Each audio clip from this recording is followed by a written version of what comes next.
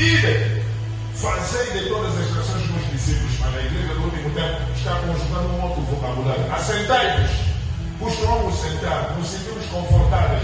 Em nossas igrejas, os nossos templos são bonitos, tem mosaico, tem ar-condicionado, tem mármore.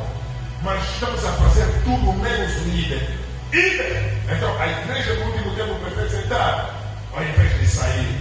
Isso implica dizer que o ide é mais importante do que assentai-vos. O ide é mais importante do que assentai-vos.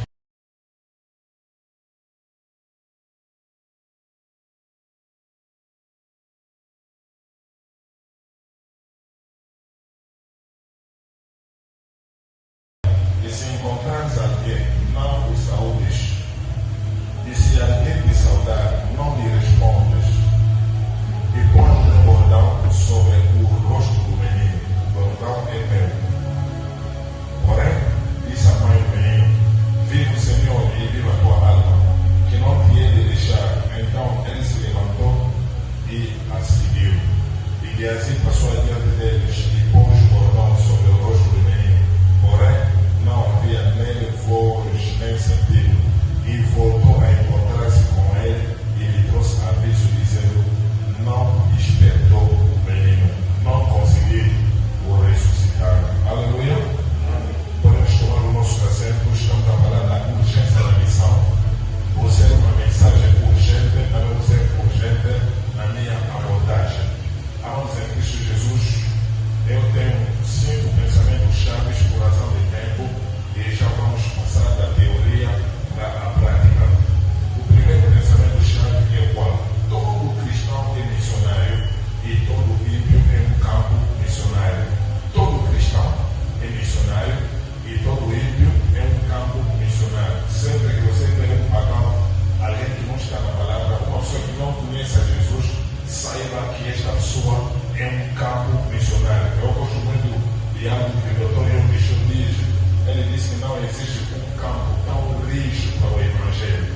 Não existe um campo infértil para o Evangelho. Todos os campos podem se tornar férteis para o Evangelho. Então ninguém aqui tem permissão de dizer que o amorado não gosta da palavra, o amorado não quer se converter. Não. Todo cristão é um missionário e todo pagão, todo ímpio é um campo missionário. Isso me leva para o ponto 2. A missão de ganhar almas é uma obrigação e não uma opção. A missão de ganhar almas é uma obrigação e não uma opção. Estás a ver Jesus a falar no imperativo, Mateus 28:19. Ide, fazei de todas as nações os meus discípulos. Quer dizer, a missão de ganhar almas é uma obrigação e não uma opção. Aleluia. Ponto 3. O chamado de Deus para a conquista das almas. A ordem de Deus para a conquista das almas é um chamado e não um convite. A ordem de Deus para a conquista das almas é um convite. É um chamado e não um convite. A ordem de Deus para a conquista das almas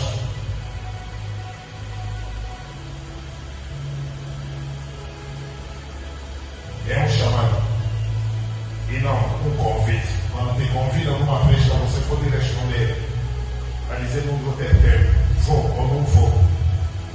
Mas o chamado de Deus nunca foi um convite para a conquista de alma. Isso me leva ao ponto 4.